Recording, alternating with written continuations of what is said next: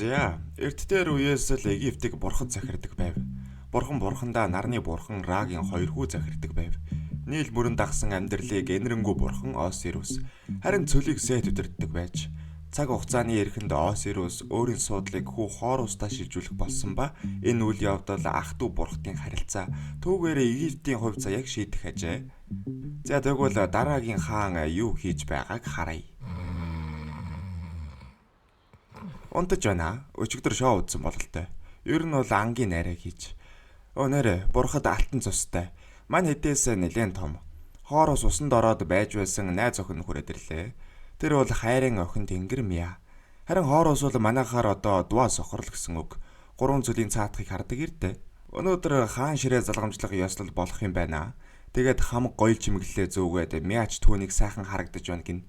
Гэхдээ чиний бугуучны хаач хүрэхгүй. Наа чин 46 ертөнц биш үү дээ гэж байна. Нэг нууц энэнд байгаа бололтой. Ёслол эхэлж ард эргээд цуглаж байна. Тэгсэн нэг баян бүдрээд унчихлаа. Та зүгээр хөрхмэ. Тийм ээ. Баярлалаа залуу минь. Бөгжийг хулгайлчихжээ. Энэ хулгайчийг Бэг гэдэг бөгөөд тэр бидэнтэй адил энгийн хүн. Тэрээр өөрийн хайрт бүсгүй заяатай сайхан амьдарч байгаа. Ёслолын томчууд болох бурхад айлчилж эхэллээ. Лефтис аюулаас хамгаалагч охин Тэнгэр. Тоод мэрэгэн ухааны бурхан Тэнгэр. Тэрээр нэгэн цагт хоор усын багш байв. Энэ мэдчлэн бурхад хүмүүс бүгдээрээ цуглалаа. Ингээд Египтийн хаан Осирус гарч ирлээ. Гэрлийн эзэн нарны бурхан миний эцэг Ра биднийг ивэх болтугай. Тэр биднийг Тэнгэрээс харж байгаа гэж хэлээд хүмүүсийн өгсөн өргөл барьцнаас алтан хавчаар болон мөнгөн зоосыг аваад нэг нь ядуу хүний өргөл, нөгөөх нь баян хүний өргөл. Дараагийн амьдралын шүүлт дээр хоёулаа сэтгэлийн бэлэгдэл болж байгаа юм. Та нар бүгд дараачийн амьдралаа олох болно. Тэгээд нэг түүх нөгөөгөр солигдож хааныг залах гэд титмийн зөвлөх гэсэн зочин ирж байна. Үлээж байгаарай. Цөлөөг 3 хоног гаталлаа. Гэтэл чиний фэнүүд дунд 1 хоног гэж байна дөө минь. Сет. Аха, цөлийн бурхан Сет ирлээ. Тэгээд 10 бурхан мөргсөн аргалын эврийг хоорост бэлэглэв. Бүрээгээ үлээхэд харин гэнэт их цэрэг орж ирэн бурхтыг бүсэллээ. Энэ чинь юу болж байгаа юм? Энийг төрийн эргэлт гэдэг юм ах минь. Чи 1000 жил тэднийг удирдлаа. Юу өөрчлөгдсөн гэж? Юу ч өөрчлөгдөөгүй. Одоо миний ээлж. Гэт ахтаа өөрийнхөө тулааны жадаа өгч тулаан дуудлаа. Харин Осирус үнэхээр энэрэнгүй юм. Би чамтай тулдахгүй. Би чамд хайртай. Тийм ээ. Би ч гэсэн. Гэт ахыгаа бүллээ. Бурхад урд удаан асалдагч хүн шиг өөх боломжтой юм байна. Сет бурхтыг өөрийг нь даг чадахгүй бол чацаг царайлаад надтай тулалд. Хүмүүсийг мөн миний боол эсвэл намайг шүтгэнэ. Тэгээд Осирусын хэлснээс эсэргээр буюу хүмүүс одооноос бурханд татварлуулна. Үгүй бол хойд нас үгүй гин. Үхэж буй хаан харин хүүдээ чиний эрен ингээд ихэлсэн шүү. Гэт бурхны орон руугаа явчих шиг боллоо. Ингээд хоороос уурлаж аавынхаа оронд жадыг аван Сеттэй тулдаж эхэллээ. Дажгүй үзээдээ шээ тийм аа. Сет үг хайж хараагч нэг шалгавал яасан юм. Чи алддаггүй гэж үнэн үг гэхэд хоороос маш нарийн сайн онлоод жадаа шидэх гэсэн бамбагаар гэрэл ойлгоод баримжааг нь алдагдуулчихлаа. Тэгэхээр нь бамбааг нэвлжчихлээ. Харин Лефтис хааныг ирэхэн хамгаалж байна. Хоороос Сетийг багн руу авч шидэд гайгүй сайн гөвж байна. Давгүй тулдаж байна. Гэхдээ чи яг миний ахын хүү мөн үү? Гэд жадаар хоороосыг хэд сайн гөвлөө. Тэгээд бурхад маань жинхэнэ год модондоо шилжчихлээ. Хоороос далавч идэртэй мөнгөлөг бурхан бол Сет Анибусын Аптет вершн шиг юм байна. Ийм төрхөндөө бурхад илүү хүчтэй болдог юм байна. Том багнуудыг нурааж саяхан сайхан тулаан үзэж байсан иргэд зүхтаалаа. Ер нь энэ тэмцүү үзэж байсан Сетийн цэргүүд бамбаагаараа гэрлийг ойлгож Хооросын харааг халахлаад Сетэд давуу тал ирж манай хүн ялагдлаа. Би Египтийг аварч байна. Чи хаан болж чадахгүй. Гэт Хооросын нүдийг суглаад авчихлаа. Эвгүй маа. Тэгээд түүнийг бурхны орон руу нь явуулах гэсэн Миа Сетэд мөхийн өслөд өөрийгөө Хооросын оронд өглөө. Энэ гэхдээ сонин хэсэг. Уг хэлгүй мэхийж байгаа байхгүй юу? Тэгээ ингээд Хооросын оронд намайг ав түүнийг минь амьд үлдээ гэсэн үг юм шиг байгаа. За. Ингээд Египт шин дарангуулагчтай боллоо. Тэрүүгээрч нэг буух хүмүүсийг дарамтлаад байж байна. За юу яцхаанда киногоо үзээд байж байгаа үстэй. Энэ удаа Gods of Egypt гэдэг киног ярихаар бэлдлээ. Хэрвээ та манай мигний хадгаламжийг дэмжихийг хүсвэл донешн өгөх боломжтой л гэсэн юм. Тэгээд өөр жимгүү те кино руу гарцгаая баярлаа. Ингээд нэлээд хэдэн жил өнгөрч хүмүүсийн ихэнх нь боол болж Сетийн барьж буй өндөр цамхгийн ажлын боол болсон байна. Хүмүүсийн бурхтыг гэсэн итгэл алдарч байгаа юм байна. Харин нэг нөхөр анханасаа бурханд итгэдэггүй байсан юм. Тэр бол манай Бек. Тэгсэн цаа чин ажил дундуур нэг тийшээ яваад өглөө. Тэгсэн найз бүсгүй Заяа нь өнөө өндөр цамхгийн архитектурын шивгчин болсон юм байна. Энэ нөхөр бүх юм хийдэг юм шиг байна лээ. Тэгэхээр зүгээр даамал гिचий.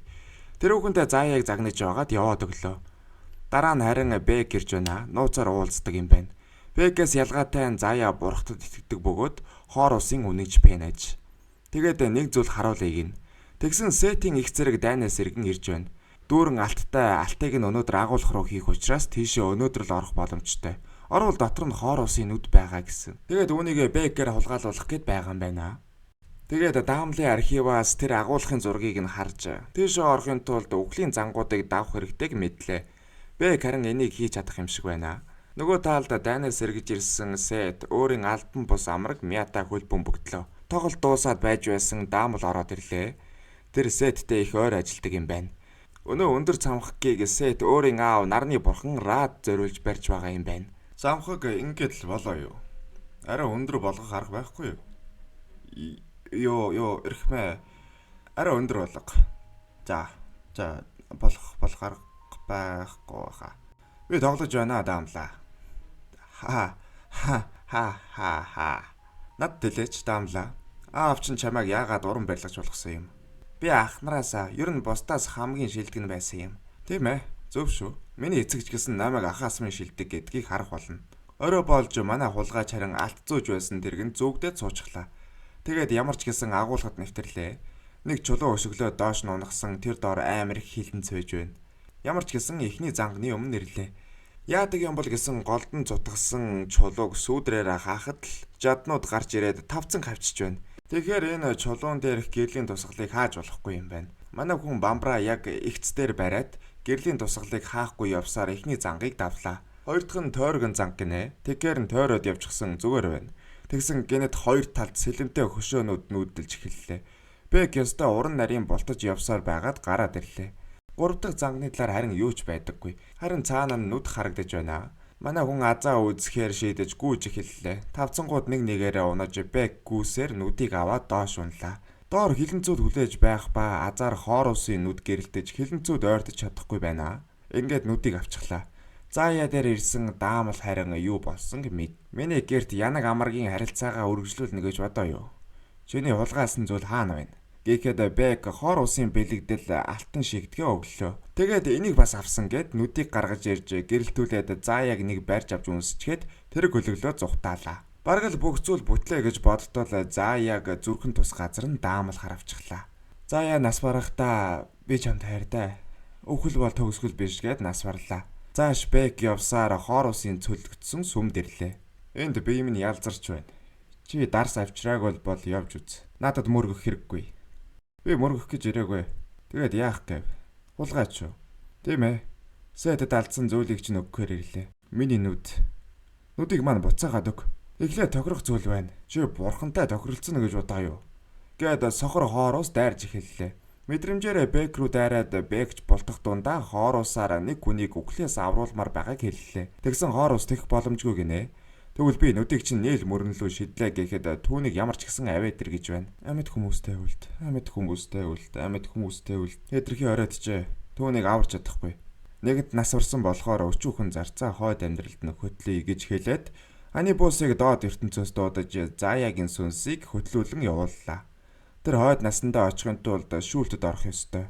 Нөгөө талд харин Бек хайртай бүсгүйгээ алдснаа ухаарч хоор усыг юу ч хийсэнгүү гэж хэлгэнэнэ. Тэгэхдээ хоор уст баригдчихлаа. Хоор ус нүдээж булааж аваад ямар ч гэсэн нэг тал нь хараа орлоо. Нөгөө нүд нь хаана байгааг асууж байна. Тэгэхэд нь чи Сетийг устгаж эцгийнхээ өшөөг авмаар байгаа үсттэй.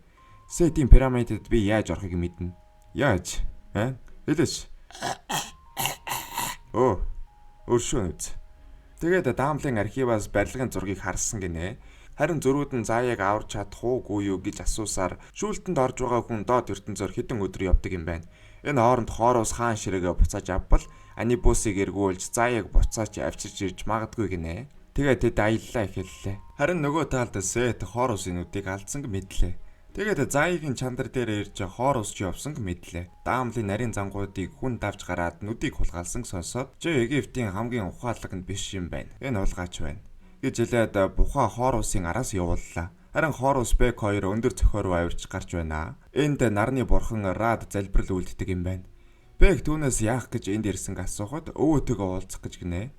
Нэрнгээсээ өвөө нь дээр байдаг юм байна. Бурхан төлөвтөө ороод нисээд явчихмаар байгаа ч нэг нүдэнд байхгүй болохоор хувирч чадахгүй юм байна. Тэгээд өвөөдөө залбирч байна. Агуу их нарны бурхан Ра. Өвөө минь би салхины эзэн хоор ус байна. Надад туслаач. Гэхэд Ра залбирлыг нь сонсож түүнийг хувиргалаа. Дээш ниссээр задгаа окторгууд хөөхөн нэг хөлөг дээр очлоо. Тэгсэн дэлхий хавтгай юм байна.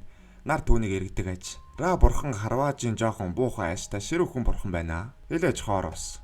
Чи яаж бүтээгчийн хөлөг дээр энгийн хүн авчирж зүрхэлж байна? Энэ надад чухал тул өөр арга байсангүй. Чи юу жарах гэж ирсэн бай хүлээж бай. Миний уучраа ирж байна. Өгүүлмээргүй байвал наа хүнээ хөлөг доогуур оруул. Гээд Ра тэтмээ зөөж түүний биеийг халуун гал бурхан төрлөө оллоо. Тэгээд түүний хөлөг нарыг чирж дэлхийг гээгүүлдэг юм байна. Харин зарим үед дэлхий дээрх амьд амьтан юмсыг идэхээр хар хөт ирдэг аж. Ра харин түүнээс дэлхийг хамгаалдаг. Өөрийн галт жадаар харавсаар өтийг буцаалаа. Ёстой сүртэй юм аа. Миний үүрэг бол энэ навшин өттэй орой бүр тололдох. Чи сая харлаа. Сэтэш 7 дор дайсангууд байдаг юм. Тэр дайсан хүүхч нь алчгаад байгаа юм. Тэд хоёулаа миний хүүхдүүд. Би тэдний хувь тавилан тодорхойгүй байгаасаа гэж хүссэн юм. Гээд өвөө бол дундыг баримталж байна. Хоор услохондоо ариун уснаас дүүргэж авахыг гуйхаар иржээ. Бурхтын хувьд окторгоо яг л далаа шиг бололтой. Тэр энэ усаар цөлийн галыг унтраах гэж байгаа юм байна. Тэгвэл Сэт хүчээ алдан үхэн. Сайтыг улсаа яаж удирдахыг мэдэхгүй юм. Гэхдээ чамайг түүнээс нэг илүү гараад байх зүйлгүй гэж бодож байна. Нөгөө талд харин дайн болж байна. Сэт өөрийн X хамгаалагч Сахиусан тэнгэр Лефтистэд дайдаж байна. Тулаан тэрээрээ илүүрхэж байгаа юм байна. Тэгээд хар цохоо хөлөглөөд Лефтисийн хамгаалагч бурхтыг хороогоод X дээр очлоо. Чи хатан болж болох л байсан. Гэлээч. Чи яагаад тэр үед надад асуусан юм гэж асуухад Лефтис түүнийг цөлөөс анх өөртөө уулзах гэж ирэхэд ямар ухаалаг сайхан ир байсан хэлж харин одоо түүний хийсэн зүйлээс болж дайн үлдэж байгаагаа хэлдэг. Тэгээд бид хамтдаа жаргалтай байж болох байсан гинэ. Тэдгээр жилүүд муу байгаагүй. Гэхдээ намайг юу ч жаргалтай болгохгүй. Гээд зүхтах гэж байсан Лефтисийг далавчнаас нь барьж аваад савлаа. Тэр X-ийн далавчийг авахар иржээ. Нөгөө талд манай хоёр буцаа дэлхий дээр ирлээ. Тэгээд хоороос дашмгаа Бек өгөөд ус авчиргэнэ. Би чиний зарц биш. Аав маань хүн зодж болохгүй гэж байсан юм. Аав ч нь усаа өөрөө авч бай гэж хэлээгүй юу? Уучлаарай аава. Тэгээд улсыг нь авч байхдаа шүүлсээ хийчихлээ. Гэтэл ардаас нь гинэд нөгөө Сэтийн бух гараад ирлээ. Хоороос инүүд хаана байна? Чиний уулздаг үнэний бөхсөнд байгаа бэрөө минь. Энэ үед хоороос гарч ирээд цэргүүдтэй тулдаж нэг нэгээр нь хүрхрээр шидлээ. Тэгээд би нэг нүдгүй байж болно. Хүчгүй жээж болно. Гэхдээ чи надтай энэ зэрэгцэхгүй гэд буухыг яллаа. Хавцал руу унах гэж байсан Бекийг аврах гэж байсан. Харин бух өхөөгүй байжээ. Хоор усыг хадаар цохоод хүрхрээнээс унаглаа. Бек жараас нь үсэрж хоор усыг сэргэн нэг юм хоёулаа аим гарлаа. Бух нөгөө талдаа эзэн дээрээ иржээ. Тэр Бекийн талаар болон хоор ус тэр хоёрын тохирооны талаар Сэтэд хэлдэг. Сэт харин бухаа эдшинтэй гаргачихлаа.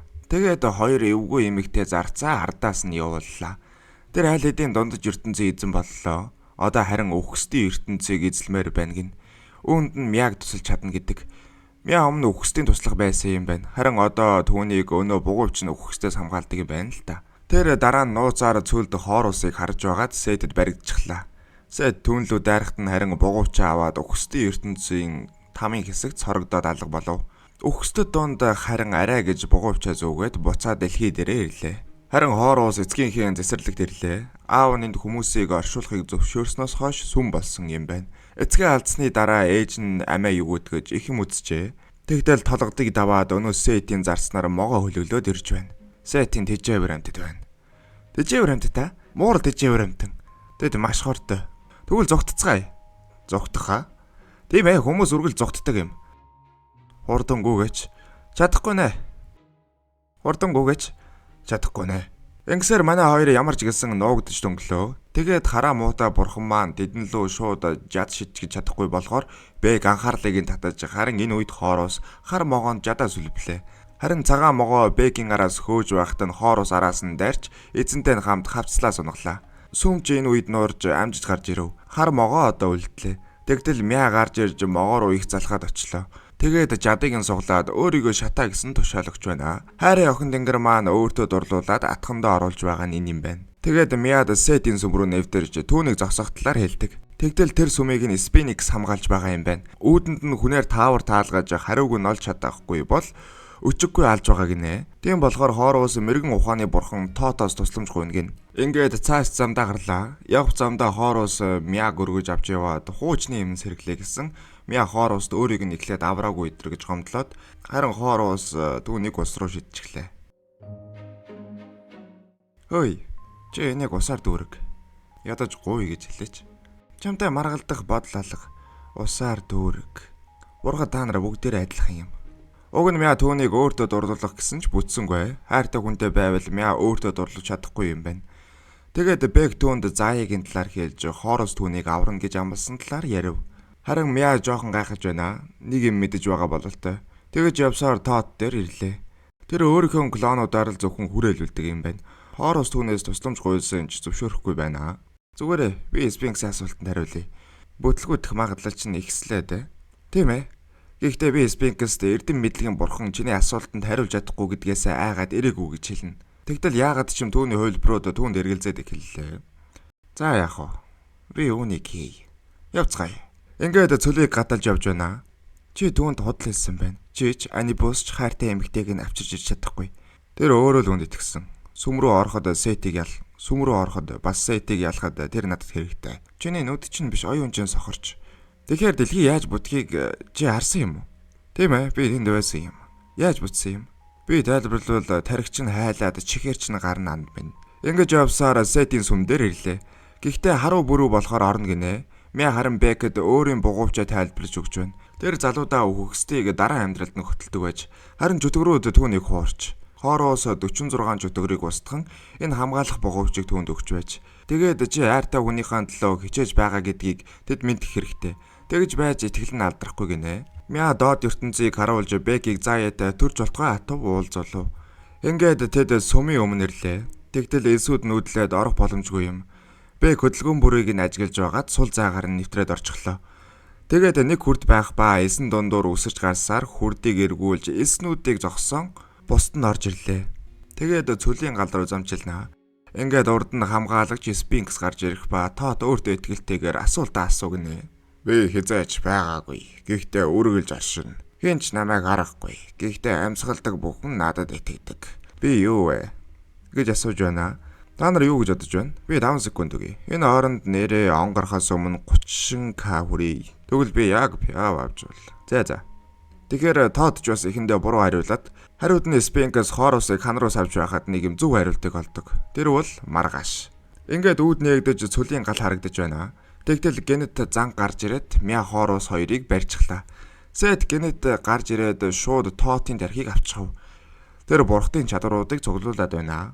Энэ хооронд Бэг лонхыг авч гал руу дусах гэсэн ч Сет болиулан Заяагийн зүйлтийг харууллаа. Тэгээд хооросын худал хэлсэн хэлж өөрийг нь зүгээр ашиглаж байгааг ойлгуулв. Бэг усыг асгах талаар эргэлзэж байх хооронд Сет түүнээс усыг булаагаад авчихлаа. Тэгээд бурхан болцгоодоо гэд орхиод явлаа. Тэр өөрийн сүмийг нураажээ. Хоороос жадараа нэг юм хавхнаас гарч тэр гурав хүрдний дор нуугцаараа амьд гарч чадлаа. За чамд өдөр бүр залбирдаг байсан. Харин чи өшөө алтандаа сохорсон. Хүмүүс чамд хамаагүй би одоо ойлгож байна. Тийм ээ. Одоо чи мэдлээ. Үүнийг сонссон Мя доод ертөнцөөс Анибусыг дуудав. Тэгээд энэ хүнийг хайртай хүнтэй нь уулзуулмаар байна. Үүндийг ховор нандин төлөөс хэрэгтэйг та мэдэж байгаа үсттэй хатагтай минь. Миний буугавч байхад болно үсттэй. Чи түүнтэй сүүлийн удаа уулзах болно. Тэгэхдээ энэ буугавчийг өгөөрэй. Хоороос үүнийг сонссон даруйдаа болиулах гэж оролцсон ч хоёлаа Бэкийн өмнө үйлцэн нүглээ ингэж төлье. Би хайрын охин тэнгэр шүү дээ. Би чамаагаа дахиад алдмааргүй байна. Гэхдээ тэр хоороосыг үнсчгээд чөтгөрүүдэд татагдан алга боллоо. Хоороос харин бугуучиг Бэкэд өгөн Анибустай хамт доод ертөнц рүү явлаа. Нөгөө талд харин бурхтын хэсгийг цуглуулсан Сет тэднийг өөрийнхөө хуйг дуулганд нэгтгэж байна. Лефтисийн далавч Тотын тэрх хоороосын нүд Осирусын зүрх гээд ингээд улам хүчрэг боллоо. Тэгээд тэр өөрийн эцэг дээрээ очисон юм. Ер нь бол Сет гээгдсэн хүүгийн синдромтой юм байна. Ах нь нийл мөрний зүлгэн дээр үлдсэн бол илчилгүй цөлд эцэг нь түүнийг орхисон. Дээрээс нь ах нь хүүхэдтэй болох хувьтай бол Сэтэд хүүхэд заяахгүй байхаар аав нь шийджээ. Харин эцэг нь энэ бол чиний шалгуур. Ах чинь өөрийн шалгуураа давах үедээ хаан ширээгээ хүүдээ өгсөн. Харин чи энд миний суудлыг авна. Энэ л чиний шалгуур хүү минь. Осирус мөнх амьдрал татагдаагүй. Хаан ширээг орхисон нь түүний шалгуур байжээ. Харин Сэт яг эсрэгээр мөнх амьдралыг хүсэж байгааж. Тэгээд тэр эцэгтэйгээ тулалдсан юм. Айлыг чадгаараа хүчийг хураан төдий чиний амьдрна гэж бодсон хэрэг. Нарны бурхан түүнийг зайз шиг шарахад тэсэж үлдэж эцгээс үлбээд задгаа сансарт хаялаа. Доод ертөнцөд харин Заяа аялж явсаар шүүлтийн хаалган дээр иржээ. Энд доод ертөнцөд бурхтад бас өргөл барьц өгөж дараагийн амьдрал буюу Диважин тамын аль нэгэнд нь хүрдэг аж. Тэгэхдээ жинлүүр дээр өднөөс хүнд эрдэнэс байх ёстой ажээ. Заяагийн ээлж ирэхэд бурханд өргөх зүйл түүнд даанч байсангүй. Энэ үед Бек гарч ирлээ. Хэдий тэд нэг нэгэнтэйгээ уулзсан ч харахаас өөр зүйл хийж чадахгүй ээж. Тэгээд бугуувч өгөөд чи дараагийн амьдралдаа хүрэх болно гэж тавих гэсэн ч Заяа жил байхгүй бол хэрэггүй гинэ. Тэгтэл генет шүүлтийн хаалга эвдэгдэж өнөө өт дайрч эхлэв. Биднийг одоо хоор услаа орч чадна. Тэр чиний бодож байгаа шиг бурхан биш ээ.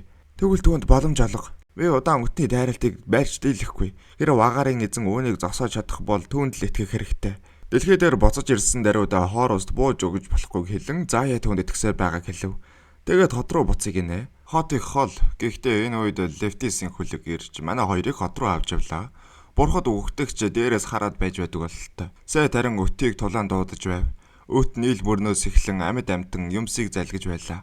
Хоор ус Сэтээс Рагийн жадыг авч буцаагаад өвөөд өгөх хэрэгтэй. Хэрвээ чадвал тэр өтийг зогсооно гэв. Тэгээд тэд хотод очисон даруйда даамлыг барьж аваад цамхгийн дээш замчлууллаа. Энэ бол Сэт эзний гайх юм шиг 5,000 шохойн чулуу. 2 тонн гарав алт гээд тэгвэл хэдэн боолын амир бүтсэн юм. 5,930.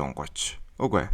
Заяа чинь ороод 5,931 юм байна. Гэж хэлэхэд Бек дайрах гэсэн хоор ус түүнийг зогсов. Тэгээд хоор ус гаднаас авирж араас нь дайрахаар болж цамхгийн гаднаас авирж эхэллээ. Энэ хооронд мэдээж даамал Бекийг үгээр хатгаж тэд хоорондоо тулдаж эхэллээ. Санаатай нөхөр дараа амьдралдаа бэлдээд алтаар дүүрэн хувцастай явдаг юм байна. Харин Бек дамнуугыг галдаж доош даамлыг унгалаа. Мартснаас өт доод ертөнцийг идэж байгаа. Дараагийн амьдралдаа чи очиж чадахгүй гэж хэлээд түүнийг унгалаа. Хоор ус харин цамхгийн орой дээр гарч Сэттэй тулдаж эхэллээ. Үүний төлөө Раг устгах гэдэг чинь тэнэг хэрэг. Чи ойлгохгүй л дээ. Чи түүний хайртай хүүгийн хайртай хүү шүү дээ. Гэт тулдаж байна. Сэт түүнийг ядах юмгүй буулгаж авлаа. Энэ үед харин Бек гарч ирээд Сэтийн анхаарлыг татаж тэр Бекийг ханаж шахаад хороох гэсэн хутгаараа духруун зоогоод хоор усын нөгөө нүдийг аваад цамхгийн зах руу шидүүллээ. Тэр үед хоор ус руу нүдэ шидэх ба Бек харин цамхгаас унах нэ. Хоор ус эргэлзэж Бекийг аварч цамхгаас зүгдэн үлдлээ. Шаргацсан хулгайчаас илүү нүд чинь чухал байгаагүй юу? Магадгүй. Намайг уучлаарай. Сэт харин жадараа лав урсган манай хоёрыг унгалаа. Энэ үед хоор ус бурхны төлбөө олж хувраад Бекийг авралаа. Чи тэр залгийн нүдтэй нүдгүй хувирчихлаа шүү дээ. Би өмнө нь өшөө авалтад анхаарч байж. Ард иргэдээ хамгаалах нь илүү чухал юм байна. Гэд дайрж ирж байгаа Сэтийг харав. Тэр галт чадаараа хоор ус руу харуулж хоор ус харин цамхаг дотор түүнээс болтож явсаар араас нь сэмхэн дайрч талавчийг нь тастан цамхгийн оройгоос шидлээ. Тэр унах үедээ жадаараа галсан цамхгийг нурааж өөрт нь илүү гай болов. Цамхаг нурсны дараа Сэт алтан цуснанда холилджээ. Би таныг хамгийн агуу бурхан гэж боддог байсан. Надад өршөөл үзүүл. Яг л би чамайг өршөөсөн шиг. Би тань шиг алдаа гаргахгүй. Гэд Сэтийг хөнөв. Тэгээд сансарт хөвж явсан өвөөдөрөө очин жадыг нүгч сэргээлээ. Ра тэр даруй өттэй тулдан дэлхийг аврав. Хүмүүс харин хоор усын өмнө сөгдөж нэгэн охин түүний нүдийг өглөө. Ингээд хоор ус бүрэн хараа орлоо. Чи ер нь хүн биш бурхан байх. Тэнэгүүд энэ үү? Залмихны. Гэтэл шаргацсан байсан Бек нас барчихлаа. Хоор ус түүнийг Заяагийн дэргэж чандарлав. Энэ үед харин Ра гарч ирнэ. Би өртөө байж үзээгүй хүмүн. Чамд харин өртөө боллоо. Юу хүснэ өтөр түргэн хэл. Дайсан өсөж байгаа. Өдрийн дараа шөнө болдог жамтай. Надад хүсэх зүйл байхгүй. Байсан хэдий ч бүтчихгүй гэдгийг нь би ойлгосон. Үүнийг сонссон Ра яваад өглөө. Тэгтэл Бек амилчхав. Ра юу хүссэнг нь мэдсэн бололтой. Тэгээд зогсохгүй Заяаг амлуулжээ. Заяа маань зөв бурхандаа итгэсэн бололтой. Ингээд бурхад иргэн ярьж инх тайванч тогтож хоор ус хаанаар нэг юм өргөмжлөгдлөө. Тэгээд дараагийн амьдралд чинь алт хэрэггүй. Харин энэ амьдралдаа хэрхэн амьдрсан бэ гэдэг чинь дараагийн амьдралыг чинь шийдэх болно. гэж зарлав. Ёслолын дараа Бек түүнд Миягийн бугуйчиг өглөө. Ингээд тэр хайртай хүнээ аврахаар Бекэд Египтийг даатхан явлаа. За их урт бичлэг болох бах. Тэгээд дараагийн бичлэг хүртэл киногоо үзээд байж байгаарай.